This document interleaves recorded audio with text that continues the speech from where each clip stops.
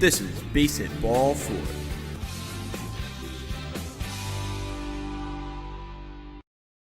Hi, everybody. Welcome to another edition of BASEHITBALL4. My name is Glenn Negris, alongside Alex Cashman, who's laughing, Tyler Blumenstick, who's also laughing, and not laughing at me is Scott Roswald. This is the first episode where we actually get to talk about baseball, as we're a week in to the regular season, and already a week in, we have our first hiccup because of the coronavirus. Obviously, the big news out of baseball this opening week is the Marlins, basically half their team getting diagnosed with the coronavirus. They were playing in Philadelphia. The rumor is, and this actually kind of made me laugh, it shouldn't because it's serious. The rumor is when they play their exhibition games in Atlanta, instead of going to the hotel after the game, they all went to a strip club. Now, this is not confirmed, but this is just the rumor going around on social media. So they got it from being at a strip club, and now it affects the Yankees, the Orioles, the Phillies, who they just played, and it shuffles around the entire schedule basically for a bunch of teams. And this is the exact kind of thing that Major League Baseball didn't want,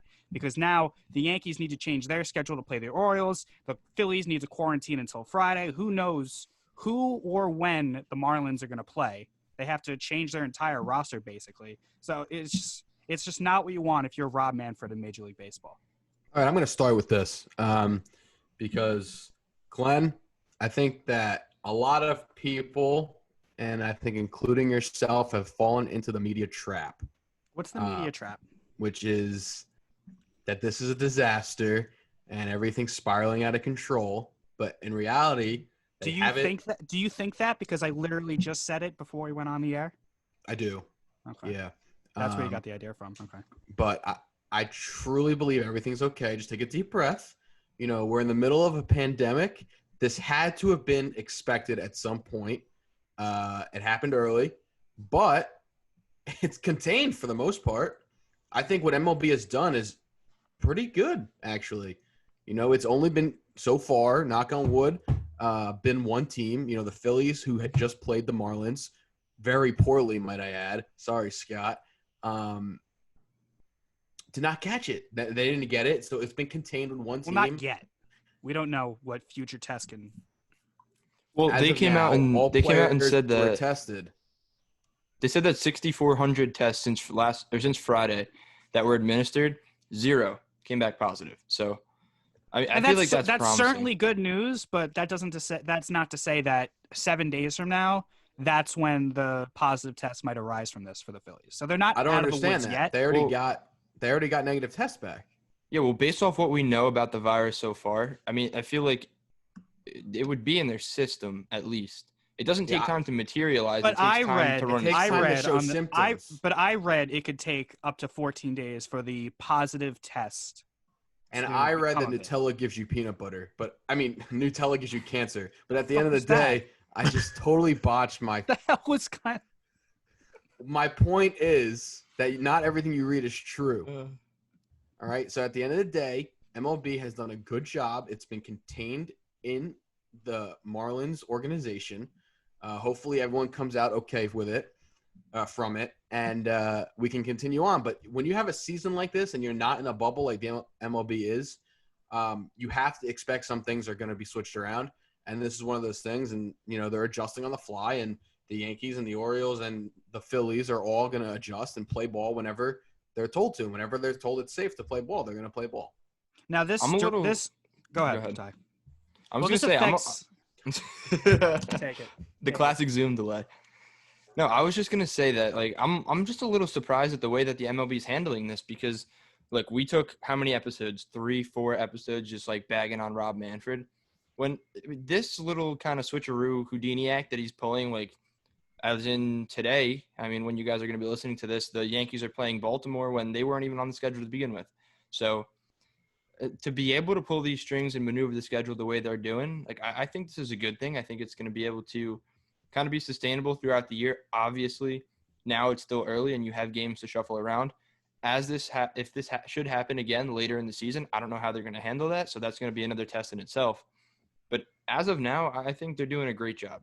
As much as I don't want to give Rob Manfred credit, I think that this is a good thing. So Now, Scott, this directly impacted the Phillies more than it did the Yankees. So how did you feel when this first came out and with the idea that maybe your favorite team and your favorite players could have contracted it? Yeah, when it first came out, it was definitely a concern. I thought, more Phillies would come down with positive test results, but so far so good. They're in, the clear. Nothing's come back, which is good for them to be able to get back to baseball on Friday. But it makes the 2 losses that they had against the Marlins this past weekend look even worse. They lost to arguably one of the worst teams in baseball when half their team was sick and could, they have this virus going around. Makes them look a lot worse. It was a frustrating weekend for me watching baseball outside of Saturday's win. Friday night was terrible after Aaron Nola came out of the game because the Phillies have no bullpen whatsoever, which is another issue that we could discuss. And then Sunday, they get out to a 4-0 lead against the Marlins, who their starting pitcher for that day, Jose Urena, who's one of their better pitchers, the positive test came out, and he got scratched. They jump out to a 4-0 lead, and then they blew that game and lost. I forget what the final score was, but it wasn't. It was a terrible loss blowing that game. 11-6. Yeah, I tried to block it out of my mind real quick because it was awful. So concerns there for the Phillies baseball team as a playing baseball wise, but positive to hear that no one got sick and they're in the clear for that. There's a thing I kind of wanted to bring up because we knew before the final game of the series on Sunday that 4-6, I don't remember the exact number, 4-6 Marlins had corona. And then they played the game anyway, knowing that information. And then the next day after that, that's when it blew up and half the Marlins got a positive test. And then we freaked out because what if the Phillies all have positive tests now too? So knowing on Sunday morning that 6 Marlins had the virus and then still playing that game anyway, that seems irresponsible to me. And that's my big problem with what happened. Where's the leadership? I don't Apparently agree. the Marlins voted to play, or the Phillies voted to go on with I saw that Don Mattingly didn't make sense left to it me. up to the players, and he said it shouldn't be up to the discussed it. players because obviously the players are going to want to play. Somebody in the front office of Major League Baseball with 6 coronavirus players on the team in the locker room at the stadium that could affect hundreds that are in the ballpark, you can't play that game.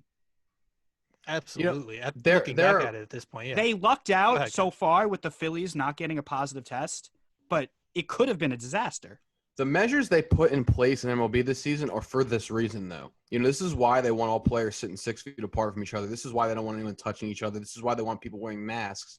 And I get that it's really hard to do. And to be honest with you, if I'm on the Braves or if I'm on the Yankees or I'm on the Phillies or whatever, if I'm a professional baseball player, I'm not probably wearing a mask. I'm probably going to give my teammate a high five if he goes deep, and that's just what it is. But that's why they say these things for this exact reason. They don't want it spreading. So what MLB did was good. But the problem is the rules are implemented, but they're obviously not enforcing that because we're seeing spitting, we're seeing high fives, we're not seeing social. They're all in but the. You can't put that on the league. Glenn, let me ask you a question. question. You need to suspend people. But let me ask you a question. You're going to suspend some of the best players in the league for spitting? Well, why have rules of social distancing in place if you're not going to enforce them and bring down It's for this reason. They don't do it. It's for this reason. And exactly. But they're not doing anything. Let me ask you a question, though. I'm not going to take a definitive side one way or the other, but the Marlins had positive coronavirus running through their system. They're going about playing baseball the way that they've been playing baseball their whole life. High fives, handshakes, spitting, whatever it is, playing baseball. They played the game against the Phillies, but now there are no positive tests for the Phillies. So clearly there's not that much of a risk. Thank God that the Phillies didn't get any positive tests, but the Marlins positive test doubled. No, I completely agree with that. It went from 6 to 15. But that's not from spitting and high fives. I think that's got to be from something behind the scenes. Well, then there comes the strip club rumor. There's the issue. Whether or not that strip club story is real, Jorge Alfaro, I'm pretty sure Jorge Alfaro is like patient 0 for them. got on a plane with them and traveled to Philadelphia. The issue is that they had it in the organization when they left Atlanta, and they still got on a plane and flew to Philadelphia. That's a 3-hour flight probably. Yeah. So, and then they take the bus to the hotel. Yeah, They're all in the you're at same the hotel hotel. together. Yeah. They take the bus from the hotel to the ballpark. They're changing in the same locker room, and they're playing in the same field and sitting in the same dugout. So obviously something's going to happen, and more people are going to get the virus.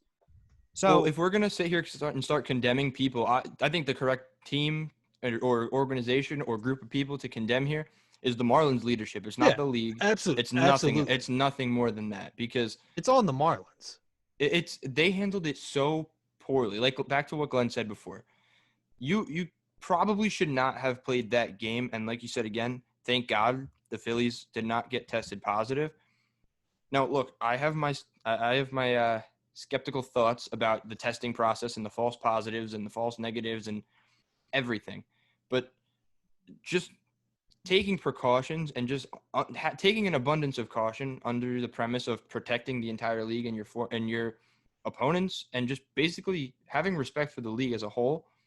You got to do better than that. And like, having Don Mattingly be the face of this coronavirus outbreak for the Marlins for about, I would say, 10 hours.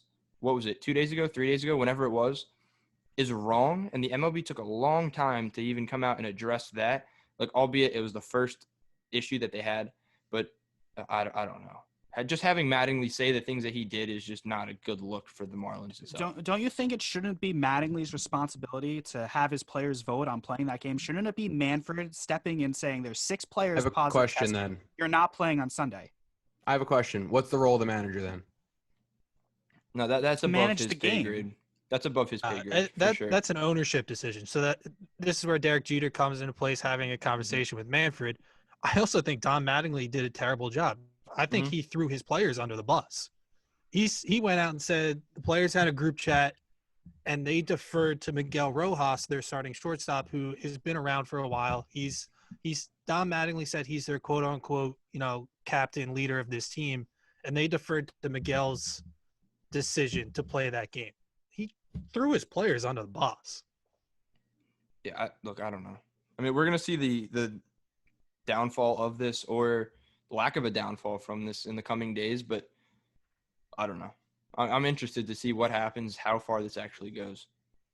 It's interesting to see, because now a whole conversation's come up as, can every team play 60 games? And if they can't, do you go by winning percentage in order to make the play? It just made this whole spiral of just questions and doubts about this MLB season. These are questions that should have been answered before the season started. And who does that fall on? Well, that's on MLB. Okay. That's on Rob Manfred. These are questions that the fact that that it was thought that we could go through the season without something like this happening is blasphemous to me. It's a big word, but it's blasphemous to me. You have to assume, even if it didn't happen, you have to play it safe and say, okay, we have to be prepared of, if a team does come down with it, what happens?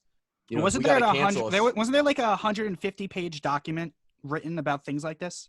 I don't know, but what I'm saying is, I'm sure they're following it, because they had a fairly quick response to it and restructured. The Marlins are now postponed until Sunday. Listen, they could have a plan in place. I think they're doing fine. They could have a plan in place that we just don't know yet, which would be fine. Tyler, let me ask you, are they doing fine, or did they luck out that the Phillies? That's up for debate, and I don't think we necessarily have to pin. We don't know how how this virus travels. We don't know if you could travel from a baseball from one hand to another. We don't know that. So we're speculating that the Phillies got lucky, or that we got lucky that nobody on the Phillies got it. But in reality, if it wasn't safe to play, the league wouldn't have started. They started 4 months later than they already should have. They're operating on a 60-game schedule instead of 162 games. There's obviously a lot of thought that goes into everything. And I think that if it wasn't safe to play between two teams with the chances of getting it every single night, it wouldn't happen. But I don't think it was safe on Sunday to play, because before the game we knew 6 people got it. Okay, Sunday's a different story. I'm talking about in general. But they have to have thought of the possibility of it traveling from one team to another. And if they thought it was that likely that it would happen, it wouldn't have had a season. Yeah, I mean, I agree. I mean, you don't come in contact with the opposing players, especially now. Like, what are the true odds that you sliding back into first base, you're going to spread the virus to the first baseman, or you sliding into second base is going to spread the virus to the shortstop? Like, I don't know. Yeah, but what are the odds? And even if you spit on dirt, you immediately take your cleat and you brush it right over. Like, what? You don't go and, like, stick your mouth in the dirt. Like, it's just so unlikely, and I don't think we have to sit here and play the blame game for 20 minutes. I don't want to get into a political debate about how the virus is spread and how. No, I wouldn't call it political. I was just saying, like, we don't know, and like, we don't have to sit here and just play the blame game. I'm personally happy we have baseball back. I am grateful for whatever we get to watch for sure. on TV, I whatever we get to 100% bet on. agree with you, and I'm happy that That's it. we have games to talk about later on in the show. But it's not a good sign that it only took one series for something to pop up like this, in my opinion. Now, it might have been just like a blip on the radar screen, and the rest of the season could very well just go off without a hitch, and no other team can have a spread like this. But at the same time, it also could happen again because these players are so close together all the time. So It's possible. who knows? I mean, it seems if this rumor is true about this strip club, then it's on the Marlins, and they need to do a better job, and they need to go to the hotel, to the field, and back, and not do anything else. That's what all the teams should do. But it falls on a bunch of people. I think Sunday's game falls on Major League Baseball for not stepping in and stopping it. I think it falls on Mattingly for not. So it's everyone's fault but Jeter's, the owner. What do you mean? He gets This has nothing to do with the league. I'm sure he gets. What do you mean it has nothing to do with the league? All right, I really don't want to talk about this anymore. I want to talk about the games that were played this week. But all I'm going to say is if they knew, the Marlins have to step it up on their own. Do you think it was okay for the game to be played Sunday, knowing that morning that there were six players? What are you saying? No, I'm saying it's the Marlins' fault, not the league. But the league knew that there were six players on the Marlins that had a positive test, and Manfred could easily say you're not playing. You know what? Whatever. It's fine. It happened. So I just want to talk about baseball. We can. We're not doctors. Let's just talk about baseball. So, season started off on Thursday. The Yankees took 2 out of 3 from Washington, and then we briefly touched upon it. The Phillies lost 2 out of 3 to the Marlins. It felt like baseball to me. I mean, there was no crowds. They had pumped in noise, but when you get past that kind of awkwardness, by the third inning, it seems like you're watching an actual baseball game, and it doesn't really seem like anything's different. I don't know if you guys have the same feeling. It was definitely an adjustment. I wasn't a huge fan of the crowd noise to start. It grew on me. You kind of zone out on it. Didn't really focus on it. The one thing that really bothers me, I don't know why, is I hate the cardboard cutouts in the stands. I'm fine with just the seats being empty. I understand what's going on. I don't know. That's the one thing that, felt weird. But, Thursday night, Yankees Nationals, great game. And then going into the Dodgers-Giants game, it was a little bit slower of a game on Thursday night, but picked up and ended up being a big win for the Dodgers. But it was just awesome having baseball back this weekend, watching multiple games, just kind of going from the one game to the next. It's definitely weird, but it's baseball for me. So now, Scott, I've been waiting to ask you this question. Now that you've seen 3 games of it, how do you feel about the DH on the Phillies in a National League stadium? It was fine. Friday night. Did you truly notice it? Like in a certain situation when the 9-hole hitter came up, did you notice, this would be where Aaron Nola would hit? No, not really. Friday, Sunday, the DH was pointless for the Phillies. They didn't do anything. But Saturday, journeyman Phil Gosselin got thrown into the DH spot and hit 2 home runs, was a huge part of their, win. Without that DH spot, he's not getting into the lineup. So, and Joe Girardi said it after the game. He said, Phil made me look really, really smart today for putting him in the lineup. And I guess at points, finding that right guy in that DH spot in the National League for the National League teams is going to be huge because you can kind of move people around and see, who's going to click in the right spot. And for Saturday, it was Phil Gosselin. Another night, it could be, I don't know. But, I didn't notice it really. It definitely helps. More offense is what everybody, preaches to it. So it's probably going to work out. I'll get used to it, and it's probably going to be here to stay at this point. And it's definitely going to feel and act and seem more natural for a National League team when they have an off season to build a roster with a DH, because they built their rosters this off season under the circumstance that it'll be a normal season and National League would have a pitcher's hit, and then out of nowhere this pandemic hits and all of a sudden there's a DH. So moving forward in the future, in future off seasons, you can build your roster and construct it with a DH, and then it'll seem more natural, I feel. Yeah, absolutely. And I mean, we've talked about it. I mean, we haven't talked about it, but like players like JD Martinez now has an opportunity because I think he can opt out of his contract in Boston before 15 more teams. Exactly. He has more opportunities to go find somewhere to play if he decides to leave that contract, because before he was stuck in the American League. Same thing with Nelson Cruz. Like at this point, guy's a DH and he's phenomenal still, as we saw this past weekend. But if he continues to play past this year, he has, there's more jobs now in baseball because of adding this DH.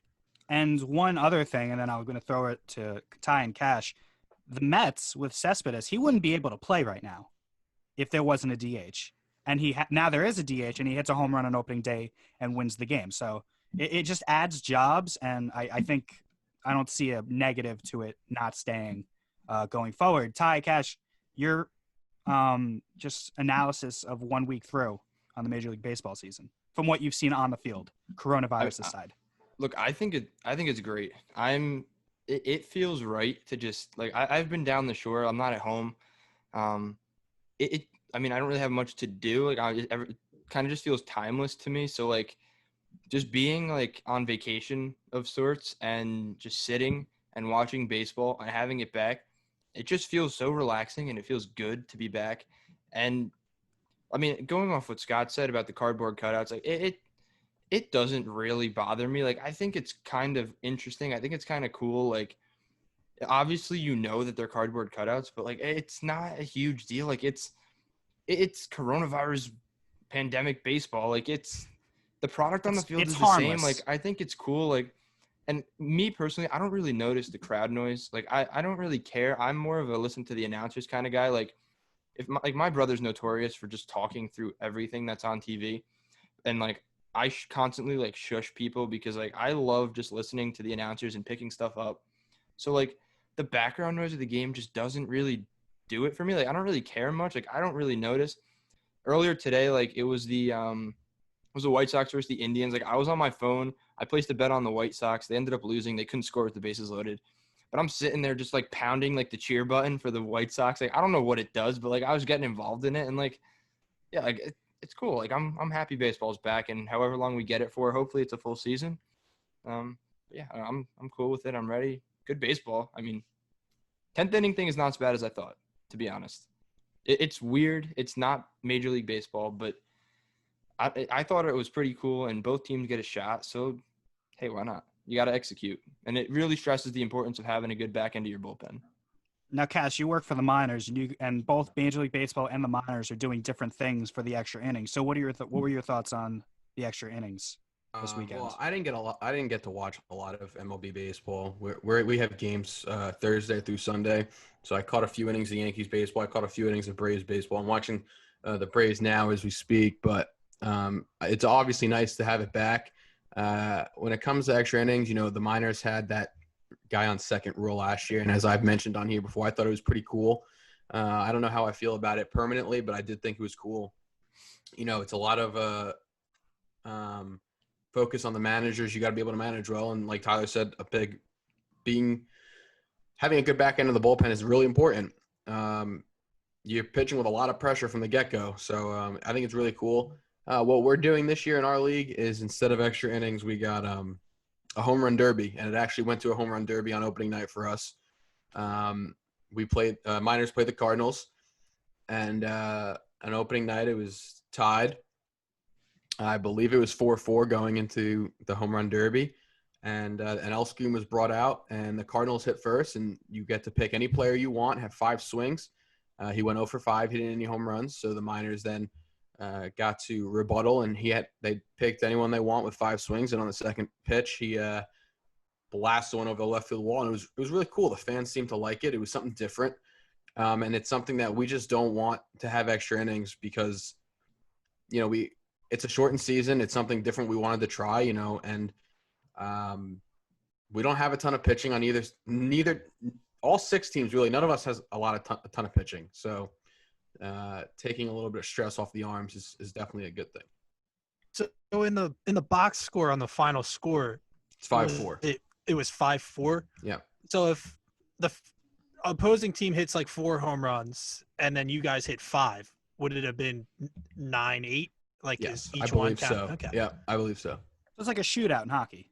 Essentially, yep. Yes. If you score 3 goals in a shootout and win, it's just the 1 goal in the box, I think. Well, no, Yeah, so that's it's how not like hockey hockey does then. I'm not like. Oh wait. So how many So, runs? so if the Cardinals scored 4 runs, I believe it would have been another 4 runs. Oh, okay. Then it's not I believe. like hockey at all. I don't know. We only hit 1 home run. Okay. Hopefully, we get another shot at it. I think it's really cool to watch. It's exciting. Mhm. It's definitely it's an interesting concept to watch. I bet it is entertaining for the fans. Yeah, it's definitely entertaining. I don't think for a permanent thing. This is a league, like I said, that we just want to watch baseball. We want to get it together. So for this year, it's really not a problem. But in the future, when the league really does matter and every game is so important, especially in a league as close as what we're in, it's not a good way to determine the outcome of a game. It's a good way to see who's got better power, but it's not a good way to determine who's a better team. So now going back to Major League Baseball and the second runner on second base, we saw a couple. We saw the Angels and Athletics on opening night, and it did on a walk-off grand slam, which is always exciting. It was kind of awkward, a walk-off grand slam, and it's quiet because there's no fans, and it was like a weird kind of eerie kind of feeling. And then the Mets and Braves on the second game of the season went to extra innings with the runner on second. I wouldn't like it in a normal circumstance, but it's not the end of the world to me.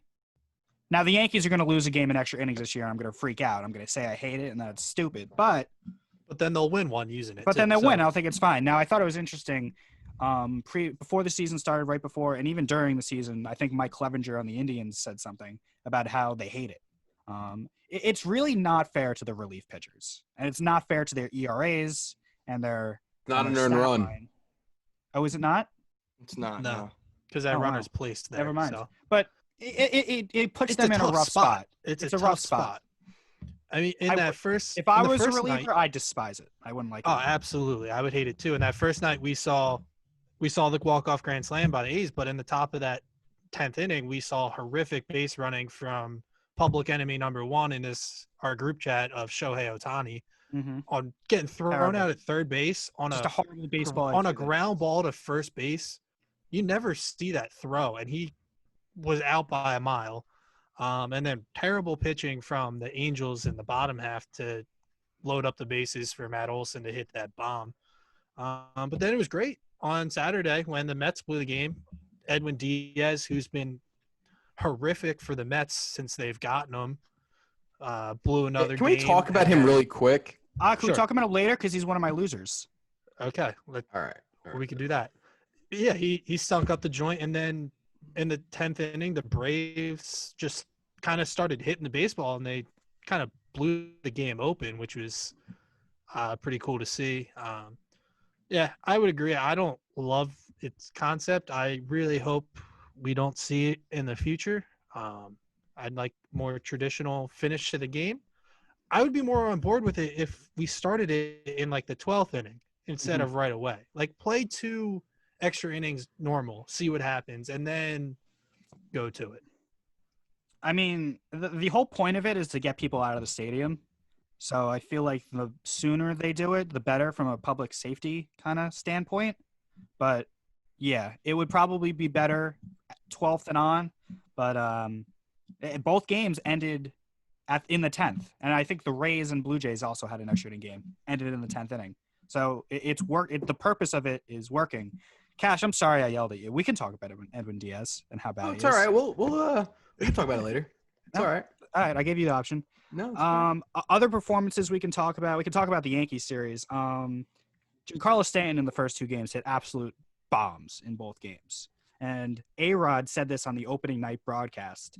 Having no fans is a benefit to him because he doesn't have, Yankee fans like taunting him every 2 seconds. And I think that's a good point by him. Yeah, but that's also a problem.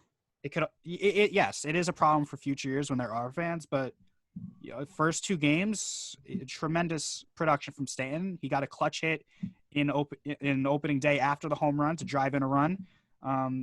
His performance and the way he hits, especially later in the season in the playoffs, are going to dictate how far the Yankees go in the playoffs. Because remember, he stopped hitting. He got hurt in the last year's playoffs, and the Yankees' offense died too. So he's kind of like this generation of Alex Rodriguez. The year the Yankees won during the A-Rod era was the one postseason where he went off. Giancarlo Stanton's kind of the same kind of guy. He needs to perform. It doesn't matter because Judge and Glaber are going to show up, and LeMahieu is going to show up. But Stanton needs to be the guy, especially in October, and I think it's a good start for him. Yeah, he had a huge series. That home run he hit off of Scherzer was an absolute missile. Was it 121 miles an hour off the bat and went like 460 or whatever? It was an absolute bomb. So it was a great. It was 480. Yeah, great start for him. You'd love to see that as a Yankee fan, especially with that contract that he has coming off of the injuries of last year. Unfortunate opening night got shortened by rain, but great start by Garrett Cole. After that first inning, he settled in and dominated, which looked good. And then they won Sunday as well, the Yankees. Glaber had the big hit to put him ahead. So as a Yankee, if as a Yankee fan, I'd be encouraged at this start of the year. The only real negative was the performance by Paxton on Saturday night. Was shaky. Hopefully he can bounce back moving forwards, get his velocity back, because he'll be huge for them. He was a big, piece that they went out and acquired. So hopefully, he can bounce back and help out. But encouraging weekend for the Yankees, I would say. Yeah, and Tyler, the Paxton start was troubling, but if the Yankees want to go far, they have Cole. That's the number one. He's going to be lights out. Even when he doesn't have lights out stuff on opening day, he still throws 5 shutout innings of one hit ball. But they need that second guy. Tanaka's going to come back eventually, maybe by the Red Sox series this weekend. But they really do need Paxton to pitch well. Yeah, I'm with you. Now, Twitter was pretty much going crazy when Paxton was going. They were blowing him up saying he stinks, he's this, he's that. This guy just had, lower back surgery. And I feel like a lot of people, a lot of baseball fans don't understand what they're actually watching when they watch baseball. It's not like an MLB The Show franchise mode where a guy's got a back injury and then he serves his time and he comes back and his attributes haven't changed and he's still throwing 98, 99. People miss the human element of baseball where this guy literally had his back cut open and is now rehabbing back and arguably came back a little too early, and his velocity was down. He usually gets upwards of 96, 97 on his fastball, and he wasn't getting any higher than about 92 during his start. And we're at a point in time in baseball where you're not going to get by with that fastball. Regardless, lefty or righty, you used to be able to get away with kind of being crafty, but that's not how we saw CC Sabathia kind of rework himself and reinvent his arsenal, but that's not who Paxton is at this point in his career. Yeah, Paxton's fastball is huge for him. He relies on that. He throws it up in the zone. He throws it up and out. He gets swings and misses, and then he uses that to kind of break off and throw his other pitches. And when his fastball's not working, he's going to struggle. And then that's what people have to understand. So once he gets his velo back up, I think he's going to be fine. But I also want to mention Gary Sanchez. Guy doesn't have a single hit yet. I don't want to be too critical, but he doesn't even look good while doing it. And it's a little concerning. He's really bad when he's not on. Yeah, however, behind the plate, he looks good. He looks a lot better than he has in the past, and that's encouraging. He looks slimmer. He looks more athletic behind the plate. Yeah. He has this new crouch where he's on a knee. Allows him to frame pitches better. The one thing is he's struggling, and when he's struggling, that slider down in the way, he'll just wave over it every single time. Yep. I just want to quickly plug Matt Rebusel's blog. It's on capsonsports.com. He actually wrote a blog about Gary Sanchez and how the transformation of him behind the plate could be attributed to the guy who is now the Yankees catcher's coach. He transformed Mitch Garver in Minnesota. And clearly he's been working with Gary, and even after one series, we've seen the results of it. So go check that out. It's actually a really, really good read. I enjoyed it myself. So, yeah, go check it out. Now, the Yankees, they won opening day we talked about. Then we talked about Paxton. Sunday came along, and they were basically getting shut down by Patrick Corbin. And then Glaber hits a home run, Voit hits a home run, and Glaber comes up with a single. And just like that, the Yankees win a game where they really should have lost. And it speaks to the lineup. They can strike at any time. Yeah, but that's what scares me, is that they can't score runs unless it's a home run. And that's a problem. And it's been a problem, and it'll continue to be a problem until they can score. But they got that last run on building up a rally. There. Well, you're not how's right that? there. No, why? Why? Game 1, Judge, RBI double. Stanton, extremely great seeing eye poke to right field, RBI single. It's 3 games, and you're going to say they can't score if it's not from the long ball? Well, come on. That's what history tells me. It's not history. It's just unfair. Of course it's history, That's Tyler. absolutely unfair. No, I'm not buying into that at this point. You're saying they can't score if it's not from the long ball. It is but you can say that about the entire league. The entire league is predicated on the home run. First game of the season, you saw Tyler Wade create two different runs with his legs.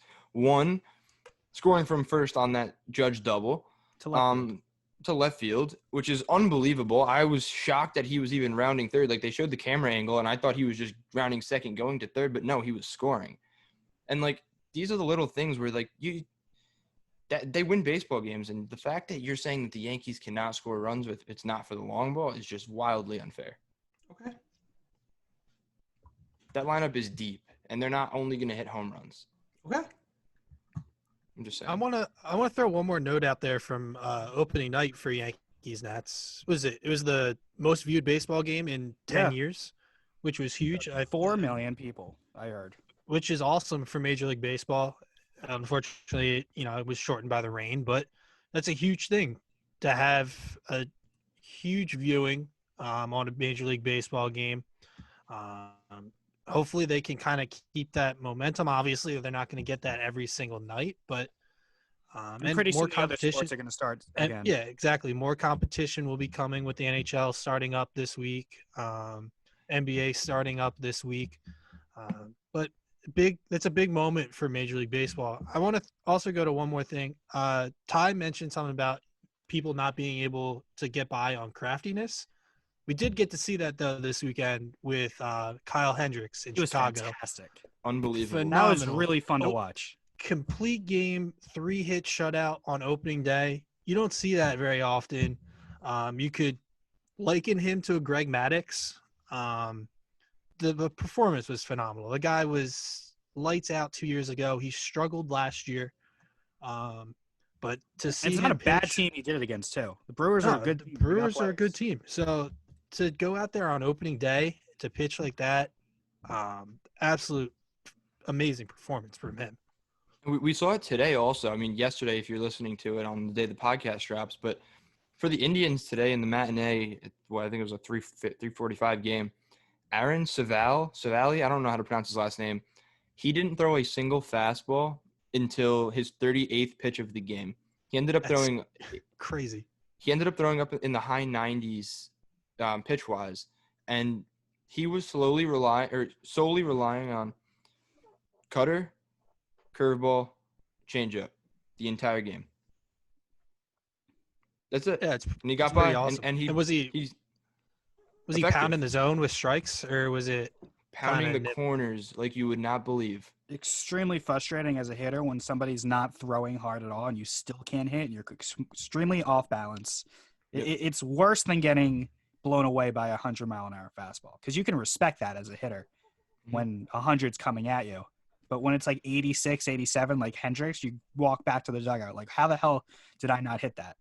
Yep. Yeah, especially Hendricks. I was looking at his stats. He threw 103 pitches, 74 of them were strikes. And That's I love, this is his managerial debut, David Ross. And he went out there with 2 outs and he said, "Do you want the ball?" And Hendricks said, "Yes." That's big for a team to get to trust their manager when he leaves his guy in like that. So I think that was a good move. And there's probably that dynamic there where Ross played a big role on that team when they won the World Series in 16. They all have that relationship with him already. I know when I first heard that they were hiring him, I was a little skeptical on that hire because I thought, how many guys on this team are going to respect him as their manager, as the guy in charge? They might have respected him as a teammate, as a friend, but it was a Completely different. Yeah, it's a completely different different when he's the relationship guy. once he's in charge of you. Mhm. But for him to go out there in that spot for Hendricks, that gives him a lot of confidence. That hypes him up. Got to finish out that game. So maybe it's a good hire for the Cubs. David Ross seems to be a popular, knowledgeable baseball guy. So Now we've seen a situation like that go the other way where it doesn't work with the relationship. I remember reading Jorge Posada's book. He loved Girardi. He was like a mentor and a friend when they were teammates together. And then when Girardi became the manager of the Yankees, their relationship kind of soured because it was towards the end of Posada's career, and Girardi had to make some decisions about where he hits the lineup, take him out of the catcher's role, and it kind of soured their relationship. So it's not easy to have a manager or a boss as who was once your friend. So it was a good start for Ross to have the back of Hendricks there and have him go out in the 9th inning. Yeah, absolutely. So speaking of Joe Girardi, we'll talk about the Phillies now. We talked about the Corona situation, but let's talk about the Phillies on the field. Scott, after opening day, texted all of us in the group chat saying the season's over and the Phillies suck, and they ended up losing 2 out of 3 to the Marlins. So, Scott, what happened? What's going on with that bullpen? There's not a single guy I trust out of that bullpen outside of Hector Neris, and even him, he's very questionable. Aaron Nola threw great Friday night to start the season, but in the 6th inning they pulled him and brought in a guy named Ramon Rosso. I've never heard of Ramon Rosso before. He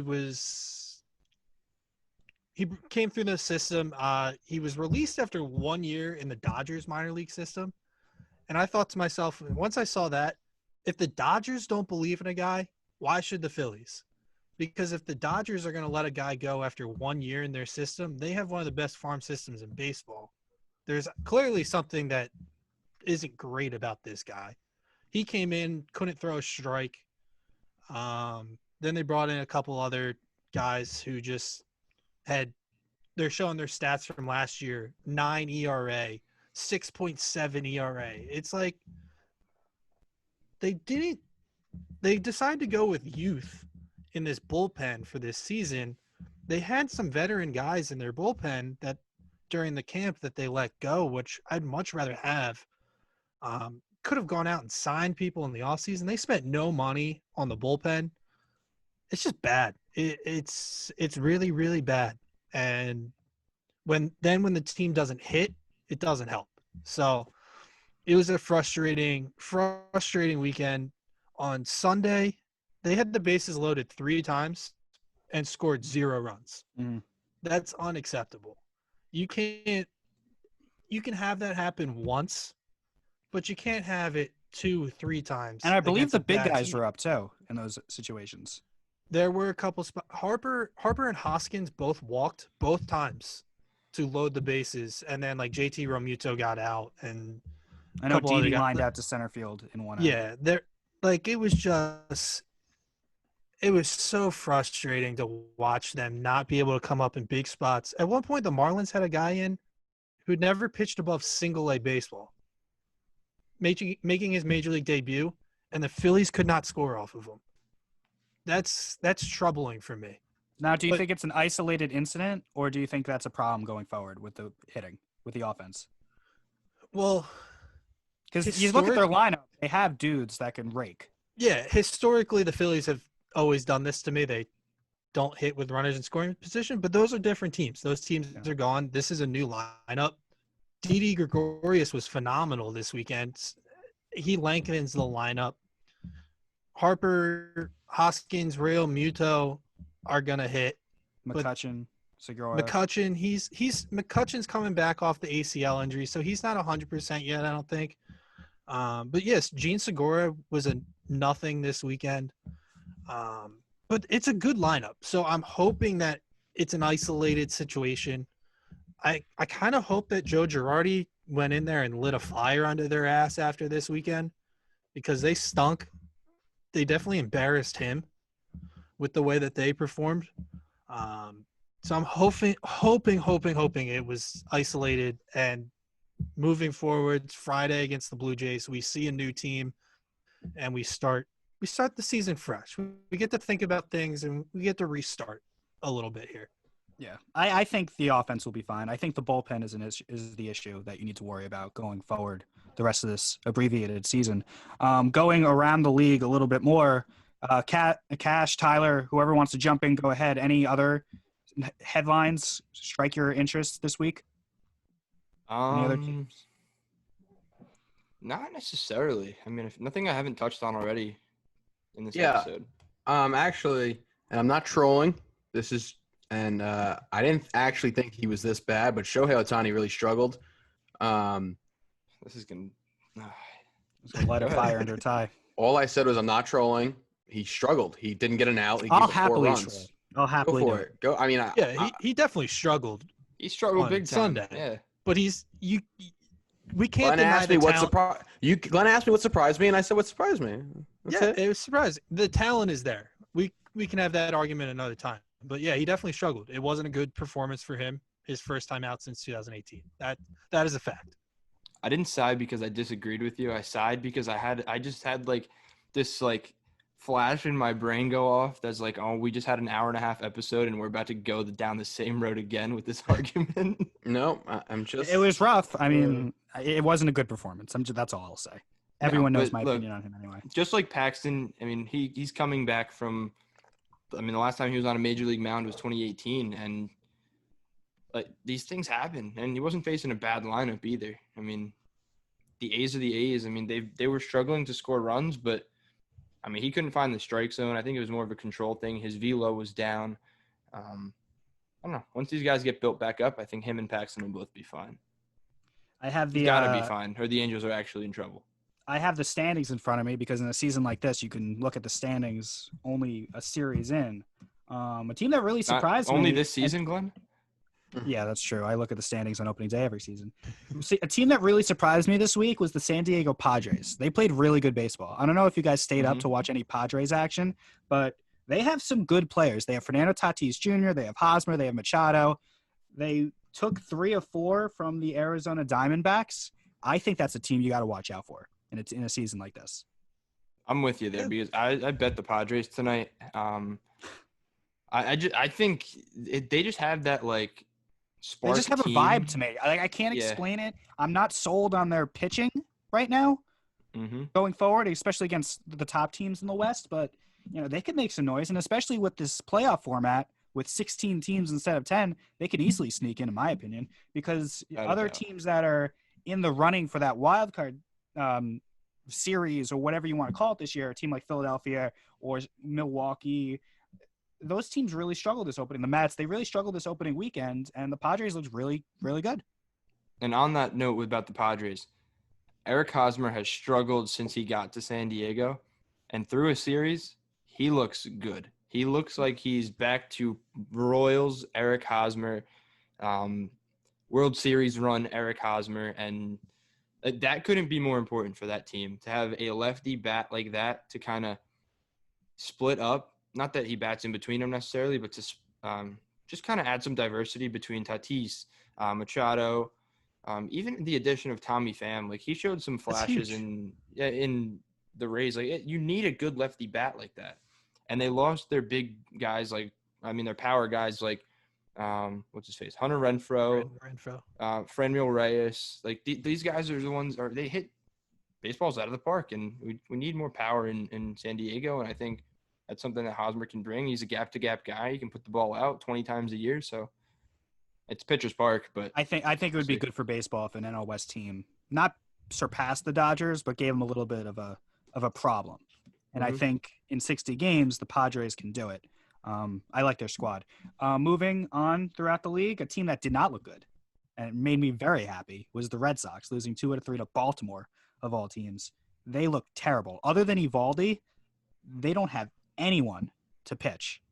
Yep. They look so bad. I don't even know who started the game for them today. They look like a shell of themselves, of a team that won 108 games 2 years ago. They look terrible. Yeah, they're losing to the Mets 5-1 right now in the bottom of the 5th. And they lost to the Mets yesterday as well. Yep. Like 7-1, I believe. The Red Sox made me feel a lot better about they do make me feel better about the Phillies, because losing to the Orioles is even worse. Yeah, but you don't have the same expectations that Red Sox fans should have this year. I don't think the Red Sox had expectations this year. I know you did. But Scott does. I have expectations for the Phillies. Okay. Yeah, that's my point. I misunderstood what you said. I'm absolutely disappointed, but looking at what the Red Sox did and losing to the Orioles is pretty embarrassing. Glenn mentioned it. Outside of Evaldi, there's no starting pitching on that team, especially with Eduardo Rodriguez first battling COVID, and then recently with the heart issue that they're trying to figure out for him right now. Nobody can start on that team. They have a couple decent relievers in Matt Barnes and Brandon Workman, but other than that, there's not a ton there. And then they just didn't hit really at all this weekend. Other than the opening day when they scored like 14. Yeah, they did. Okay, you're right. Opening day, they did hit, but since then, the 2 games they lost against Baltimore and the 2 games now against the Mets, they aren't hitting. And that's a team that can hit. They still have guys in their lineup. The problem is, and we've played baseball our entire lives, when you are behind all the time and you're never given an opportunity by your starting pitchers to get ahead and get a lead, it's hard to play comeback no matter how good your offense is. And Cash, I know you had the Red Sox in second place last week in our prediction show. It's hard. It's hard when you have no pitching. Yeah, the Rays look really good too. So the Rays are. I mean, I'm not going to go back on what I said because I don't do that, but it don't look good for my prediction. I'll tell you that. No. But we're 3 games in, and everyone likes to overreact. So let's keep it calm, and maybe they'll pull through. Maybe you never know. I mean, they can always get a surprise pitching performance by someone each night, and it's going to be tough for them regardless to compete with the Yankees and the Rays, who are 3-1. They're playing Atlanta now. I'm not sure what the score is. It's 5-1, first and second, nobody out in the top of the 7th. The Rays. The Rays are a good team. If they hold on, they'll be 4-1, and they have good pitching. Glass now was very, very good yesterday. He's my Cy Young pick. I'm feeling good about that. That's a team that's going to be that's a force to be reckoned with in the American League. I mean, they won 97 games last year. They took the Astros to 5 games. They were a game away from the ALCS playing the Yankees. They're a good team. You shouldn't sleep on them. Yeah, I like the Rays. They'll be good. And then one more team, the Twins. They hit the ball. Yes. Mm-hmm. How about Nelson Cruz? 40 years old, 3 home runs already. Yeah, absolutely mashing the ball. Max Kepler, opening day, hit 2 home runs. In 2 innings. Yeah, they did it last year. They set the record for a home run in a season. They're obviously not going to do that this year with the shortened amount of time that they have, but they're going to hit. They're going to hit, and they're going to hit a little bit more. If they can get a decent amount of pitching, the Twins will be a threat this year. And staying in the AL Central for 1 second before we do winners and losers, the Cleveland Indians started 3-1, taking a series from Kansas City, They're currently leading the White Sox 5-1 on my TV right here. They're a good team too. And with this playoff expansion, the top 2 teams in each division make it. So the Indians, who missed the playoffs last year after winning 93 games, still not making it. That's a good start, especially with Kluber out, who got hurt in his debut for Texas, and no Bauer. They're still a pretty good team. Carrasco pitching well. They have Lindor still, at least for the time being. There's a lot of competition in the American League. Yeah, Indians looked good. I thought they were going to be bad. It's still early, obviously, but Shane Bieber went out opening day, had 14 strikeouts. And, yeah, they still have Lindor, Jose Ramirez, Carlos Santana. And their weak division will probably get them into the playoffs. Yeah, they looked good. So we'll see what happens moving forward. I still think the Twins are the better team. But, yeah. All right. Let's do winners and losers of the week. I'm going to start it off with Cash. Cash, who's your big winner this week? Yeah, I'm gonna go Garrett Cole. He only pitched 5, but as he was texting with his wife during the rain delay, he said, "I can't believe I'm actually gonna pitch a complete game 1-hitter in my dream uniform," which is pretty cool. So, Garrett Cole is my winner of the week. He was great. I mean, Yeah. He didn't have his good stuff at all. Like, I would probably say he didn't have good stuff. He had his bad stuff, and he still battled, and he went 5, no runs, 1 hit. I mean, it reminded me of the start he had against the Yankees in the playoffs last year, when the Yankees had runners on constantly. They were constantly knocking on the door to score a bunch of runs, and he never broke. He's that kind of guy. He's the guy that the Yankees have needed for years, a guy that can just absolutely shut down a lineup. And Yeah, he's definitely my winner of the week. He looked great. He's exactly what the Yankees have needed for about He looked 5 great, years. like you said, without his stuff, and that's Yeah. impressive. That's not easy to do. So And it's more impressive to pitch well when you don't have good stuff than to throw a 9-hitting complete game shutout with your greatest stuff. I feel like that's more of an impressive feat when you can get by a good lineup like the Nationals, even without Soto, getting through that lineup through 5 innings and not giving up anything, even though you were constantly behind. Your fastball command was a little bit off.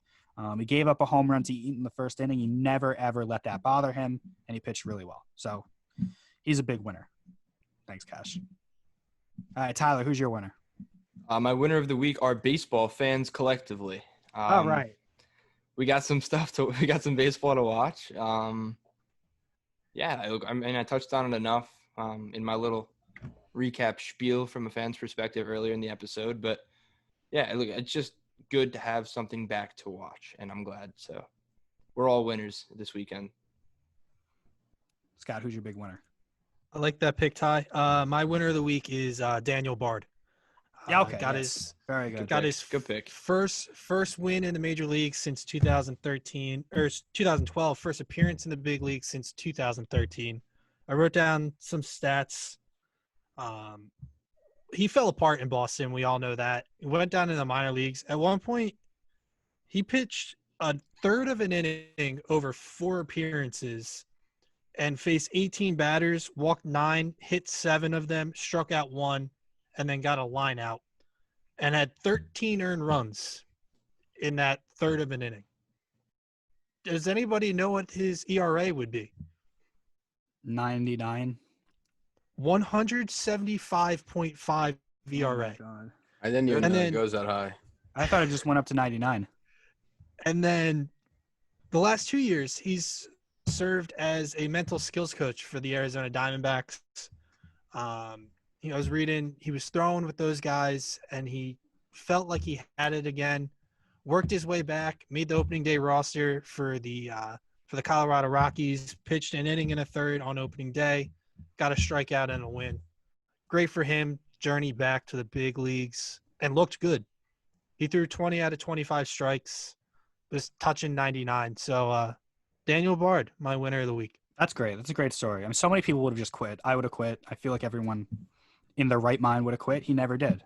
And look where it got him. So that's a great story. That's one of the best stories I've heard this year in a year where we need good stories. My winner is the Baltimore Orioles because they are above 500 through 3 games. I don't think anyone thought they would be over 500 at all, even after 1 game. After 3 games, they are 2-1, over 500. Their games got pushed back a few days because of this corona thing. So it's going to be almost like a full week where they are above 500. So good for them. That's big. I don't like this for my under 20.5 wins bet. They're they're 10% of the way there. I'm not a big I don't know fan. how much longer. They're playing the Yankees tomorrow and Thursday, so I hope it doesn't last that too much longer. But right now, as we speak, on July 28th, 2020, the Baltimore Orioles are above 500. If you told me that was going to be the case in January, I would not have believed you. So good for Baltimore, over 500 Fair point. in July. All right, now it's time for the losers. Go ahead, Scott. Cash. Phillies. Phillies losers. Bad. Not good. You cannot do that. That's bad. You just hate to see it. No, No, it's bad. I'm sorry. Joe Girardi's the manager. It's not what you want. Scott, did he break that out yet? I don't think I heard him say that. After the 2 losses, I angrily turned off the TV real quick, and got away from it. You can't blow a 4-0 lead to the Marlins. Like 4 runs isn't that much. It's one swing of the bat, but not to the Marlins. That's bad. You're playing high school baseball, kids. You hate to see it. Goodbye. I agree. I'm with Cash. The Phillies were my loser of the week as well. Were they your loser? They were embarrassed. Yeah, absolutely. Okay. I was so disgusted this weekend. They should be embarrassed for what they put out there on the field. All right, Tyler, who's your loser? I've been laughing ever since you started the loser segment, and I was laughing when I thought of this like 5 minutes before I changed my pick. My loser of the week is Dr. Anthony Fauci for his opening day 50-cent-esque. We're gonna do soapbox tie first again. Pitch. No, not a soapbox pitch. It was just terrible. That was a bad first pitch. Oh, okay, I thought you were gonna talk about. Bad first pitch. You gotta give him a break, all right? He's wanted 90. the ball. He wanted the ball to be 6 feet away from the glove. All right, you gotta give him a break. He doesn't want the catcher to catch anything, so he's on brand. It's good. Yep. Exactly. Yeah, he's old. He's an old guy. Not that old. I mean, what's more embarrassing, his first pitch or 50 Cent a few years ago? 50 Cent, because he's a young guy. I would say 50 cents. Yeah. Because for the same reasons, yeah. How old is Anthony Fauci? Like 75.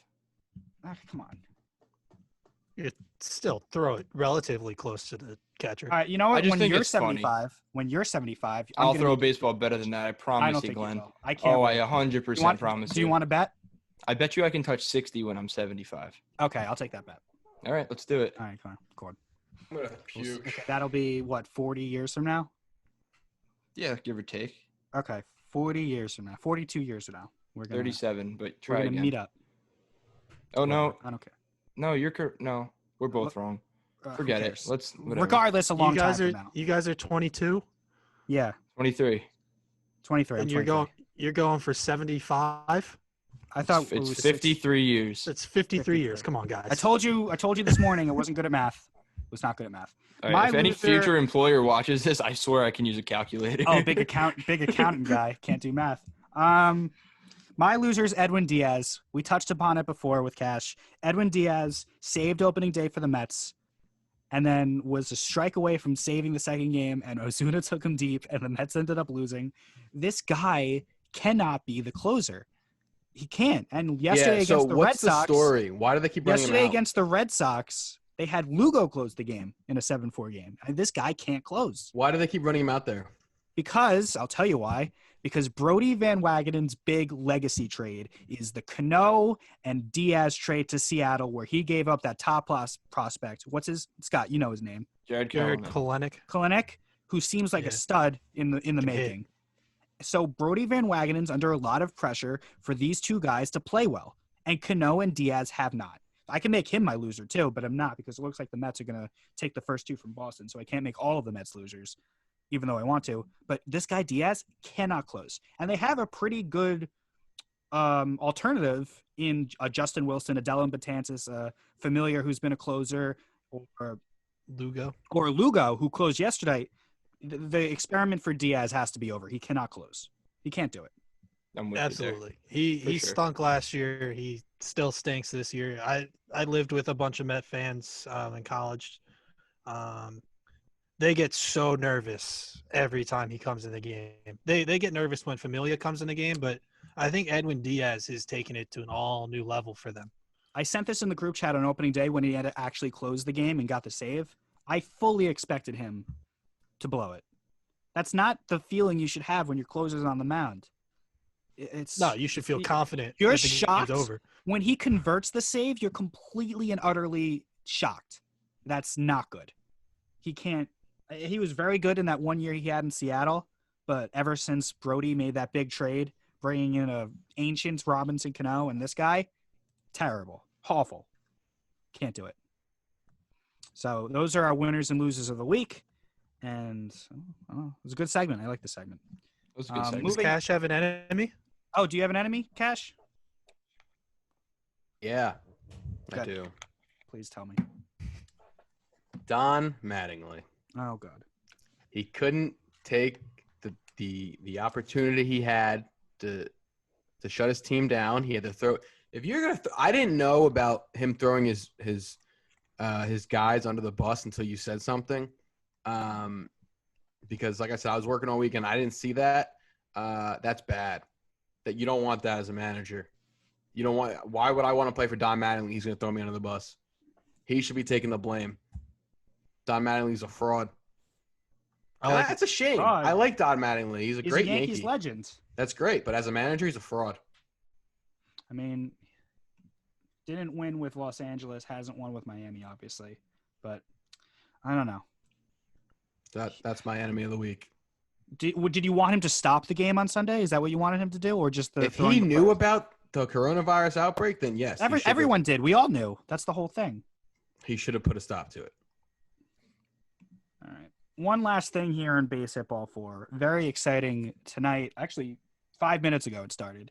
The Astros and the Dodgers kick off a 2-game set in Houston. Rematch from that infamous 2017 World Series, where the Astros cheated their way to a world championship.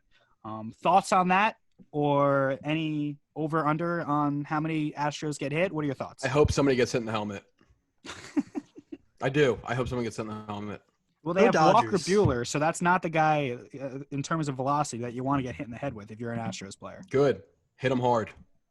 I wonder who starts the second game for you. Who starts the second game for Los Angeles? But this is one of the beauties of the 60-game season. Under normal circumstances, this series would not have happened. It's Dustin May. You don't want to get hit by Dustin May. So Buehler and May. It's not good. Might be some bruised ribs. The saving grace for the Astros is neither of those pitchers were on the 2017 team. Buehler was. So that helps. Buehler was?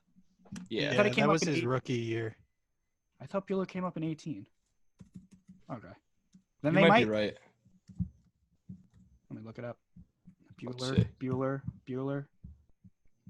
2017. Oh, okay. He pitched in 8 games. All right. Well, So he was. So it's a he big series. remembers. 2 of the top teams in baseball, and of course that World Series situation with the cheating. So what do you guys think? You guys think any Astros are getting hit tonight? If it's a blowout, maybe. We're about to take the plate for the first time, so I hope so. I just don't think it's logical in a big game. You don't want to give them extra base runners, but yeah, blowout situation, there might be somebody that gets hit. Hopefully the Dodgers win this series. Stick it to them. They got the right guys. And the on mound to do it. Dodgers are pissed. I mean, if you remember in March with the spring training when they all came, they were ripping them apart. You know what's going to be great? There's no fans, Eager. right? Yeah. So we're going to be able to hear what goes on in the field. It's going to be some Yeah. chirping tonight.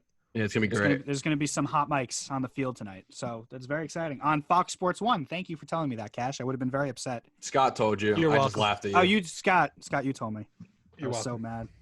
But, you know, there will be baseball. And I think that's the most important thing, that despite everything that's gone on this week between bad play and a team with an outbreak, you never want to see that. But there is baseball back, and that's something to be happy for. So we will be back next week to dissect another week of Major League Baseball. For Tyler Blumenstick, Alex Cashman, Scott Roswell, my name is Glenn Denegers. Thank you for listening to BASEHITBALL 4, and we'll see you next Wednesday.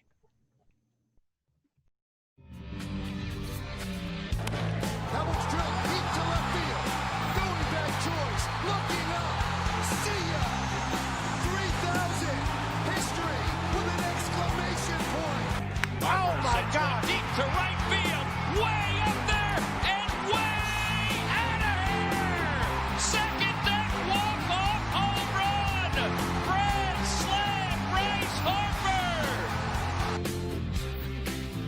This is Base Hit Ball 4.